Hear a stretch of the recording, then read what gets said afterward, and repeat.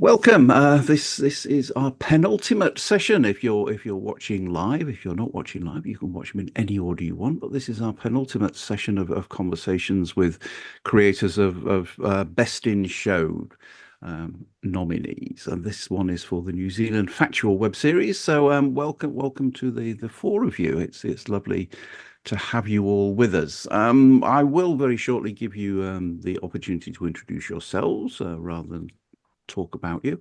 Um, but we're going to talk about your shows, which are Fiordland Kiwi Diaries, Queer Academy, Sashas Kitchen, and Turning the Tide. We're not going to talk in any particular order about them. We'll just well, why don't we kick off with with sort of the order in which everybody arrives. So, Belle, give us the 2 cent tour of you and Fiordland Kiwi Diaries.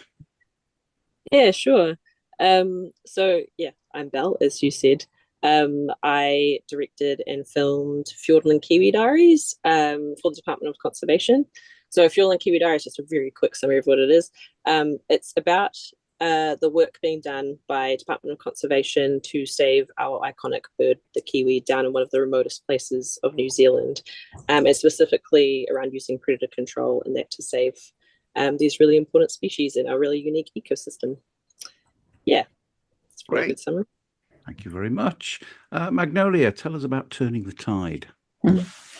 Kia ora koutou, or hello everyone. I'm Magnolia Lowe. I'm the director and series creator for Turning the Tide, which is a 6-part series that ultimately found its home on RNZ, and it's about our near-shore marine environment and the kaitiaki scientists and community groups who are working to understand but also to restore our marine environment. And that includes ecosystem-based management and things to do with seaweed, but it's very solutions focused. So it's a bit of a departure from previous environmental work that I've done. Okay, thank you. Brian, tell us about Sashi's Kitchen. Thanks, Keith. I'm Brian from Magnetic Pictures. I'm the executive producer and I developed Sashi's Kitchen. Over 10 years ago, we made the first series for Prime TV and Sky, and we always wanted to do a follow-up series, and we've done that now with the assistance of Stuff and some overseas sales and distribution agents. Sachi's Kitchen is a food and travel series that in season 2 goes all around Aotearoa, New Zealand, and meets food producers and people involved in food and food industry, farmers, market gardeners, but also celebrates how food and cultures bring people together. So very proud of the show and really happy to be part of WebFest. Thank you. All right, Liam, tell us about Queer Academy. Hello, I'm Liam. I'm the director and producer of Queer Academy, which is a 5-part series about the good parts of being queer. So each episode kind of delves into a different lesson that we can learn from queer experiences, and it's comedian hosted as well. So it's hosted by local queer comedian James Musterpick.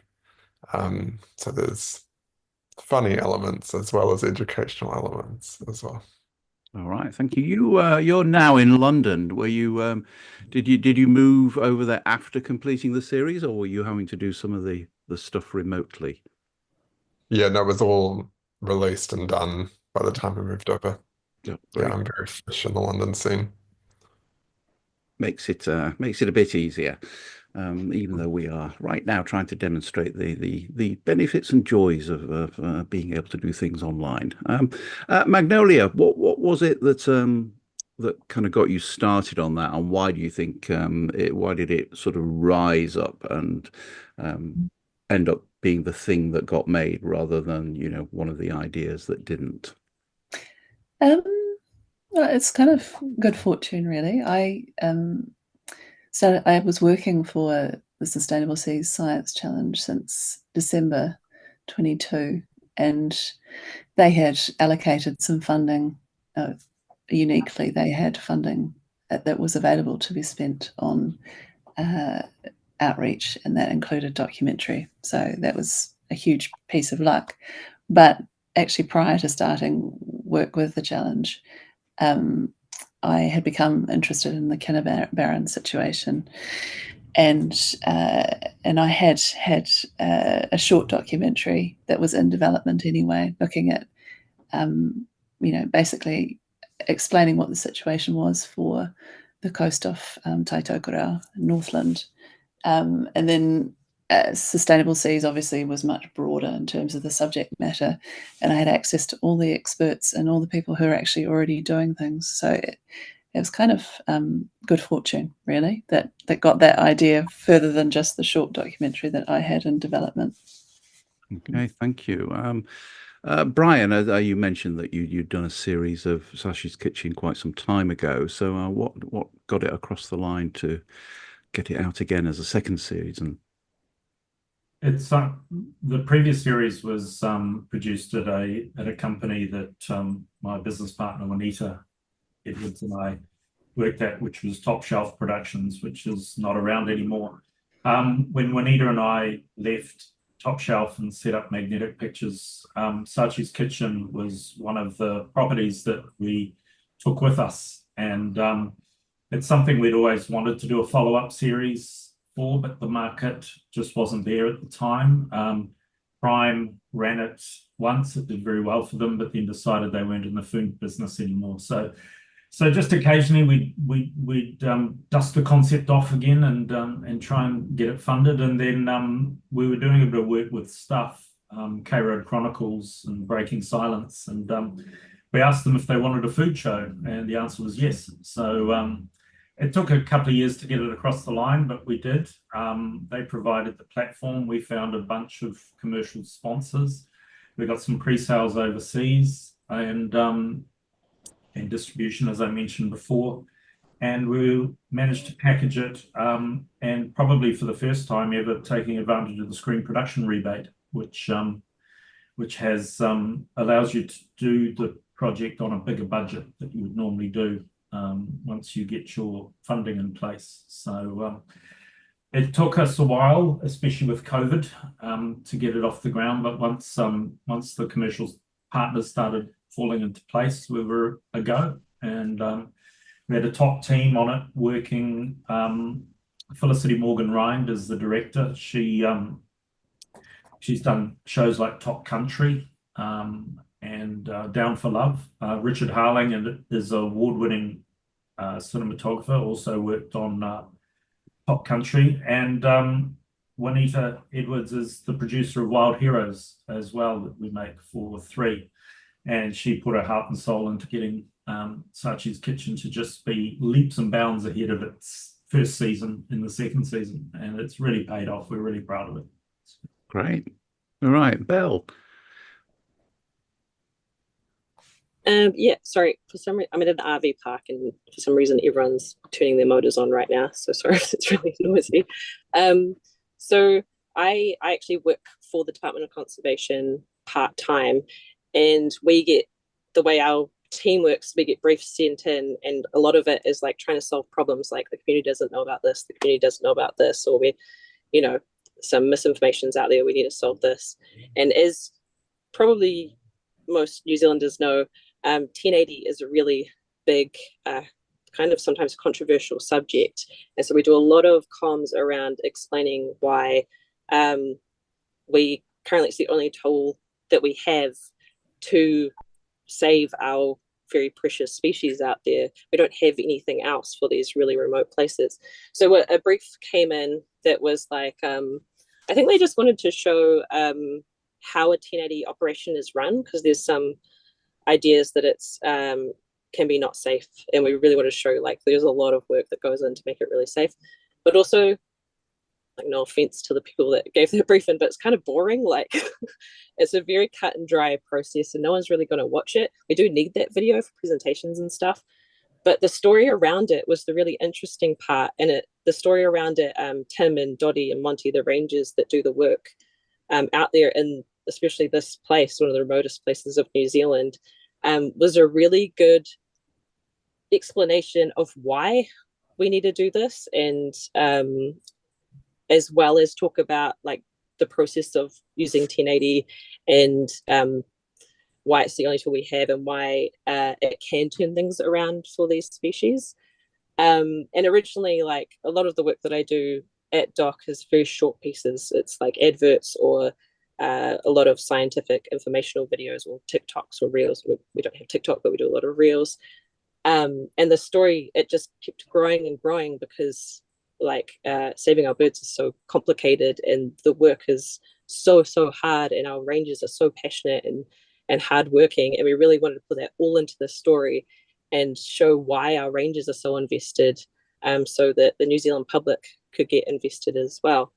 So yeah, it started off as one thing, I guess, and then turned into kind of a very perfect story for the Department of Conservation. Yeah, and it was all funded by the Department of Conservation as well, and it's on our own channels, and it's all ours, and that was really important as well. Yeah. Brilliant. All right. Liam. Yes, so Queer Academy was published on Re News, which is TVNZ's youth news platform. And at the time, I was working for them as a journalist, and my round as a journalist working at Re was queer issues. So it's my role to keep on top of things affecting queer communities and report on those stories. And that was a job I loved, and the stories I did, I'm very proud of, and I think are important. But I noticed over time that they were all very negative. They all focused on work that still needed to be done, or negative things that were happening within the community. So I grew tired of that over time, and I wanted to do something positive. So that's where the idea of Queer Academy grew from. It's just kind of celebrating the queer experience as opposed to focusing on the work that still needs to be done, which is still an important story that needs to be told, but that's not what this is. This is a celebration. Okay, all right. Well, I'll come back to you to kind of kick us off with the next question, because it's about sort of reaching audiences, and obviously through Ray News you've got your own channel, and you're going in to a specific group of people. But I mean, we've seen in New Zealand this year the fairly horrific effects across both of our main free-to-air broadcasters and elsewhere in the ecosystem of what the fragmenting of audiences is doing and meaning in terms of the bottom line of those broadcasters and what they can continue to afford to pay for and what they can't, and the changes that they're making. So I'm interested to know whether there was anything that you were particularly doing to try and ensure that what you were making was reaching the audiences that you wanted it to reach. So I'm obviously not going to go back to Liam, as he's just fallen off the call. But I expect he'll be back. But Magnolia, where is Turning the Tide going out? So we worked with RNZ, who are obviously at the pointy end of business and understanding audiences, and obviously with hit and miss around some of their video content. So I mean, I think it's possibly similar to the spin-off or anywhere else. You're not really sure what's going to take hold, but their Bright Cove player that they use internally for their website, that's one place that it's sitting. It's also been shared on YouTube. Our biggest audience actually was through Facebook, so that seems to have taken an uptick over the past few years, I think, as a viewing platform. I wouldn't have thought of it like in that way previously, but that seems to be the case. And we have like a long view of it, so it's what we call a green stick production, where we think, or green shoot rather, where it will be watched a lot over time because it's got an educational aspect to it.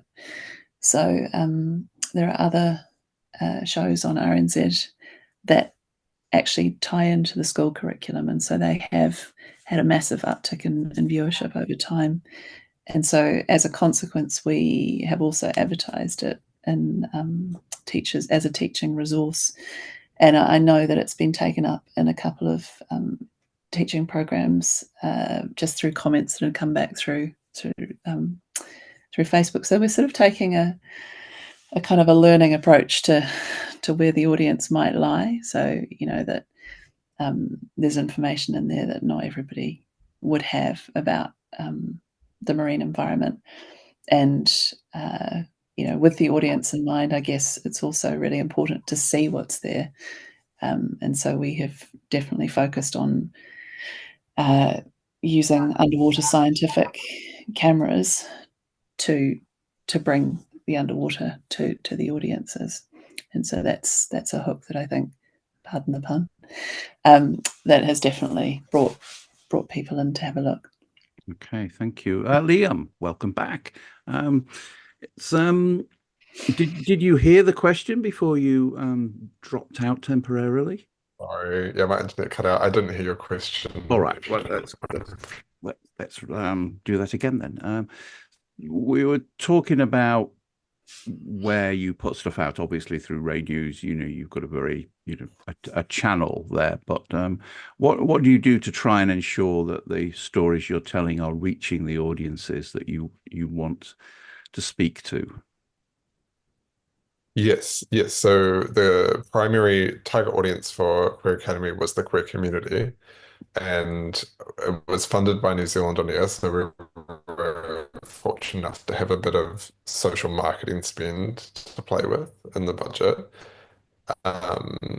And we discovered pretty quickly that when you're doing ad spend on Meta, the queer people on those platforms. So we had to be more creative on how we were going to get the series in front of those communities. And I think our most successful way of doing that was throwing in-person events. So we had we threw one event which was like a bring your chosen family and get your photo taken, so people could bring their chosen families and get a professional photo taken of their family. And that was a really effective way of engaging the community in the local area and getting the message of the series out there. And then as well, on top of that, we were able to get a bit of content from the event as well, because we were able to interview people at the event about their experience of being in a chosen family. So I think being more creative than we have in the past about how we get the series in front of the audience was quite a fun part of the release of the series. Okay, thank you. Belle, I'm guessing through Department of Conversation, there's a bunch of people that you already know how to talk to, but in terms of going wider than, not in a disparaging sense, but preaching to the converted, how are you reaching more people? Yeah, so we did have a very, I guess, particular audience in mind, and not only audience, but like channels that we wanted to grow. And it was quite cool seeing we really did grow all of our channels by quite a lot. And Lucy Holyoke did, and Jane Ramage did a really cool job doing surrounding content as well, which really like heightened our Instagram and everything like that. So we're kind of targeting different audiences on different channels in different ways. But our main audience really was that 25 to 35 year old group, probably skewed female, that like is interested in interested in the outdoors, interested in nature, but they don't really know what's happening and how dire it really is. And then on top of that, you've got the other layer of 1080 and the controversy and how it's quite a delicate subject matter. So we did a lot of work around that, and there's already a whole lot of work. We've got like a really smart, passionate people who work out what these people are concerned about, because they're the same concerned as the people that we've got inside doc. And that's like, does it work? Who's doing it? Do they care about what they're doing? And then the transparency. They really want to see transparency behind what the government does. And I think that's why this was such a good web series, because you can actually dive right in and get to know the people and why they're doing it, and also follow. Like, we don't want to just say, oh, it's all good, you know, like, don't worry, like, it's perfect all the time. Like, it's not. You know, there's challenges, there's learnings. It's a really, really hard thing to do. It's not just physically challenging. Like I was like tramping mountain to mountain with like all this gear on my back, and so are the rangers, and they're sleeping in the middle of nowhere without any power or showers for like 5 days. But it's emotionally so draining. Like you're doing all of this work all of the time to save these really precious, famous species, and they just get going down the gurgler from all these predators. So we really wanted to show that. We wanted to show, you know, how hard they're working, how much we care, all the crazy work that goes involved, all the science that goes involved, and how, like, when things don't work, what do we do about it? And there was times where it was like, oh my god, this is not working. Like I think like filmed it over 3 years, and there was one point where things started to go downhill, and we were kind of like, oh god, like, you know, is this going to work? Are these birds going to be okay? Is this kiwi going to be all right? And then it did. It turned around, and you know, people want to see that. What they want to know, and they want to know that you know, we're doing everything we can. And we also wanted to be honest. Like 1080, it's not a perfect tool. It you know, we're doing all we can with the tools that we have, but right now it's the only tool that we have. If we didn't use it, we likely would not have any kiwi outside of reservations in New Zealand. So yeah, it really was just to really explain that and get people to know our staff and the ins and outs of what we do, I think. And then on top of that, like convert some people to conservation and hopefully encourage some new rangers as well. All right, thank you, Brian. You as you mentioned, you've got a pre-existing relationship with Stuff through other series. Was there anything that you were doing differently with Sashas Kitchen in terms of building audiences? We were lucky to be part of Stuff's very popular travel section. So the episodes would be released weekly, and they'd have a written story. Each episode, which is around a 22-23 minute, had 3 to 4 stories. And so one of the Stuff travel writers would view the episode and write a story around it. Then they would publish the story, and it would have the episode embedded into it.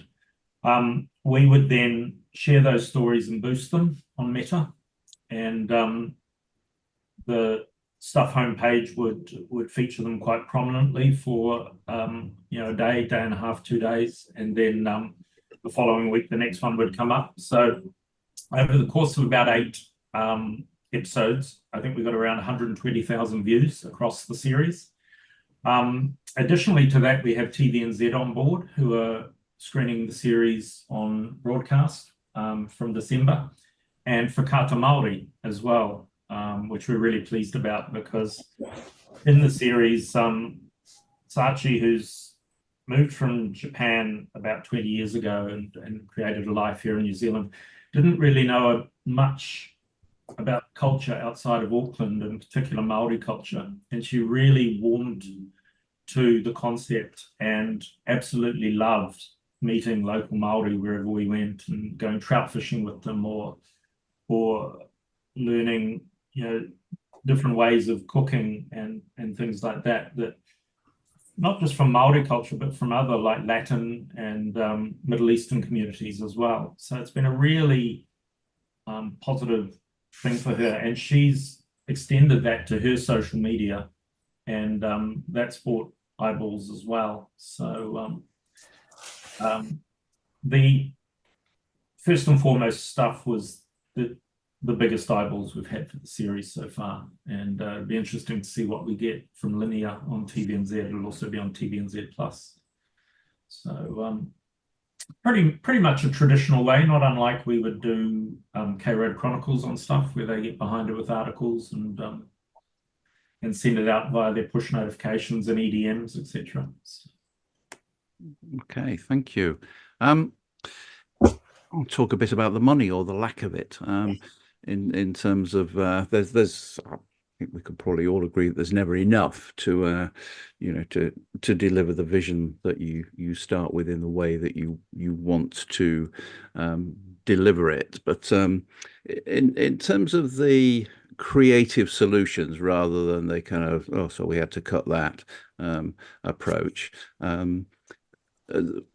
Sort of, did you engage in anything sort of unusual, or try things out to make the money stretch further than it might otherwise do, Magnolia?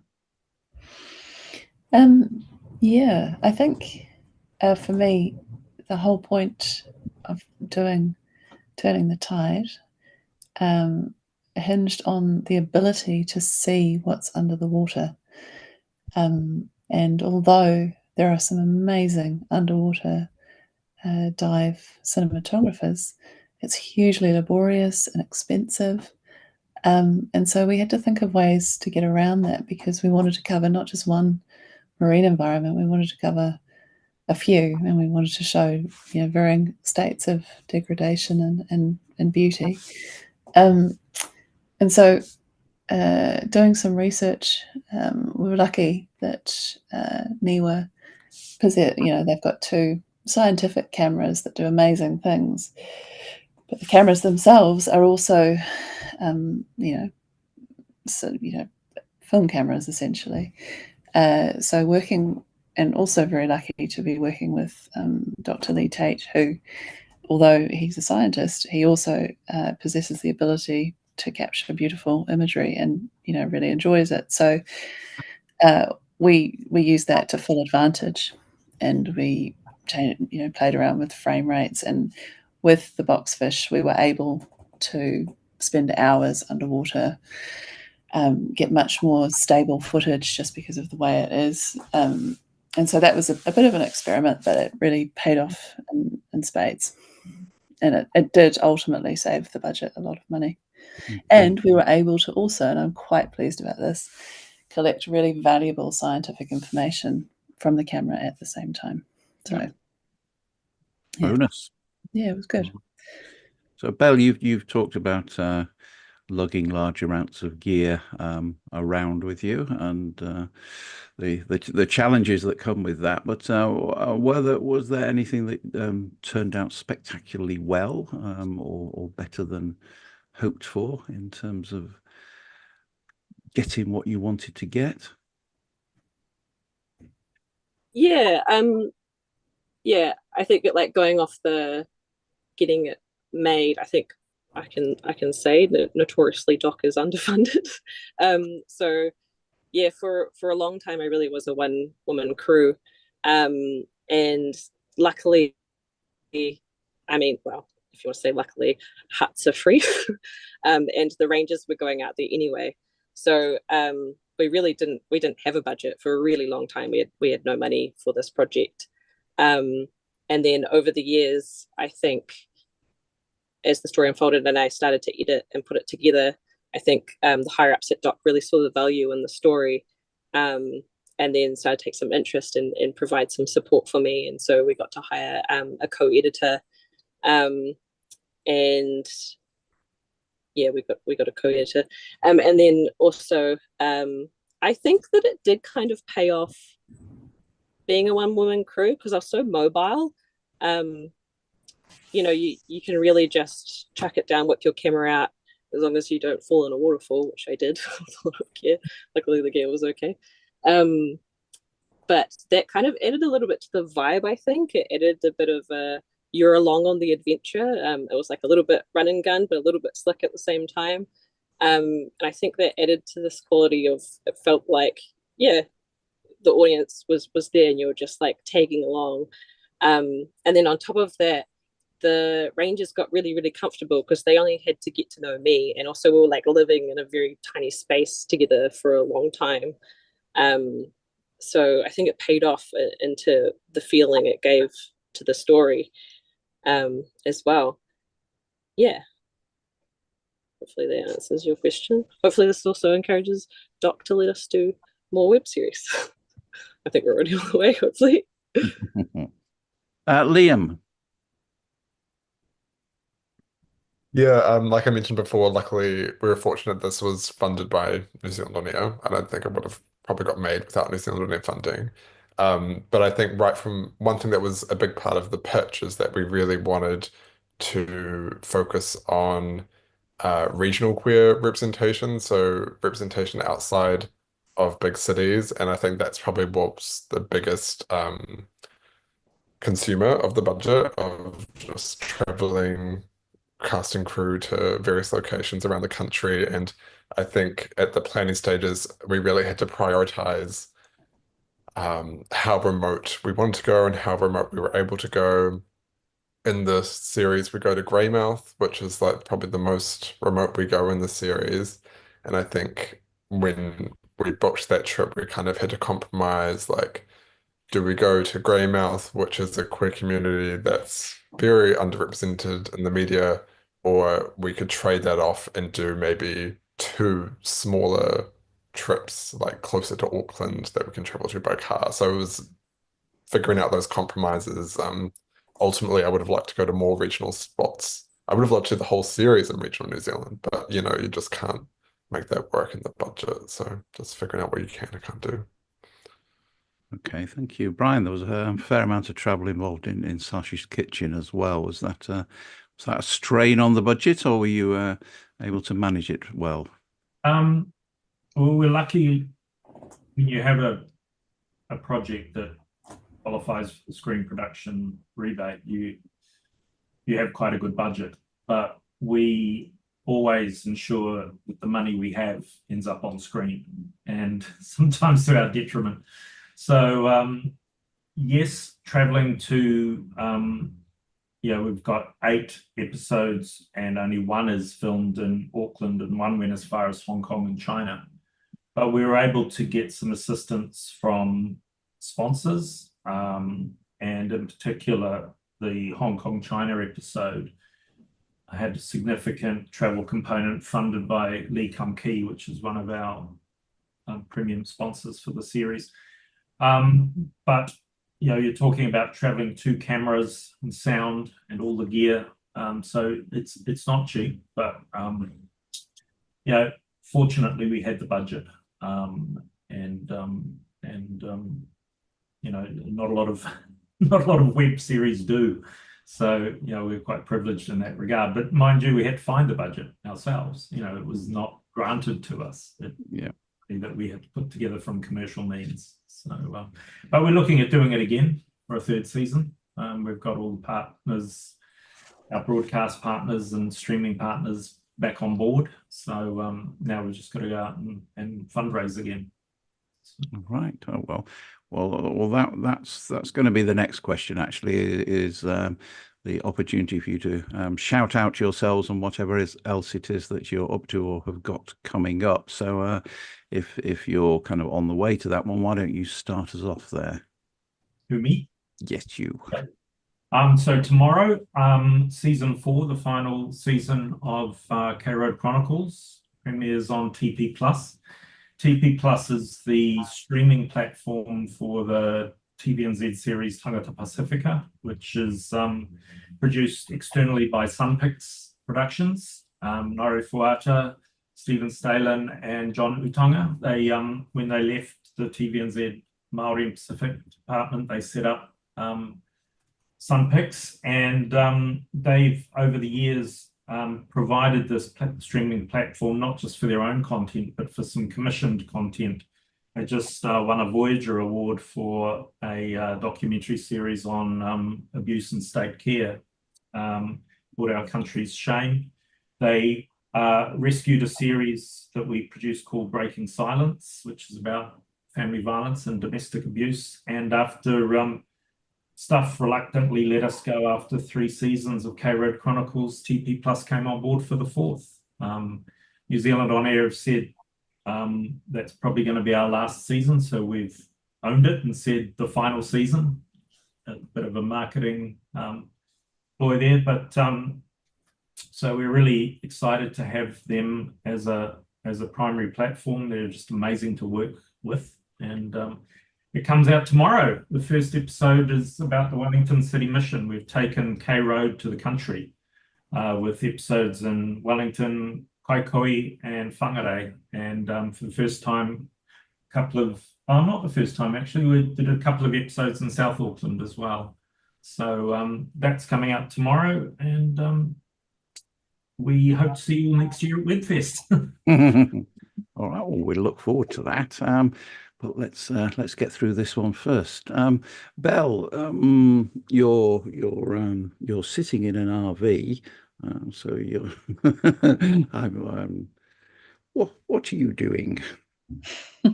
I am on holiday at the moment, but yeah, definitely getting some ideas as I'm trailing around. But in terms of stuff going on, I mean, my team, I work with some really, really talented people at the Department of Conservation, and we've constantly got really fun stuff coming out on our channels. So you can follow us on any social media, YouTube, Instagram really pops off on there, and Facebook as well. And then outside of Doc, I think I'm yeah pitching some stuff. I can't really probably talk to it at the moment. Fair enough. Yeah, I'll probably just say follow Department of Conservation. Yeah. All right, Magnolia. So I am continuing to work with Tui, my producer, who's an incredible person to work with at Tauihu Media. And we have a couple of projects. One I can talk about, the other one's sort of too early on in development, but there is an environmental series that I'm pursuing that's based in Aotearoa. And then in the subduction zone is it could potentially be a series, but it's looking at the international kind of picture of earthquakes that happen in, or megathrust earthquakes that happen in subduction zones around the world, through the eyes of scientists who go out on research voyages. And that's a very long-term project. I think I first started it in 2019, 2020, early 2020, and it's coming along well, but it's a slow process. It's a bit like the earthquakes. I understand where they come from, but it's a love and a passion project of mine at this point. And yeah, that's all I can say about it. Yeah. All right, thank you, Liam. You're not in New Zealand now, so are you gone for good, or is this more of a sort of fixed term trip? Yeah, I'm making most of the 3-year youth mobility visas, so I'm sure I'll be back in New Zealand at some point. I guess what I would say is to go and support Renews. They've been through a bit of tough times that TVN did this year with all the restructures, and they do incredible work. So I'd just say go and support them with the amount of work they're doing it with half the team. They're doing really good work.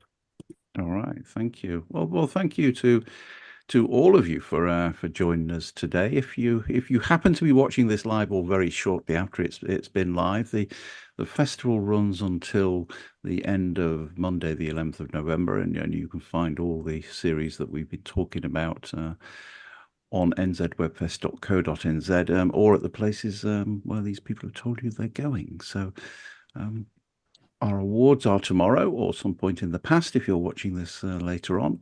And again, you'll find out the winners on nzwebfest.co.nz. And I'd like to close our conversation by wishing you all the best of luck for tomorrow. Thank you. Yeah. Thank you.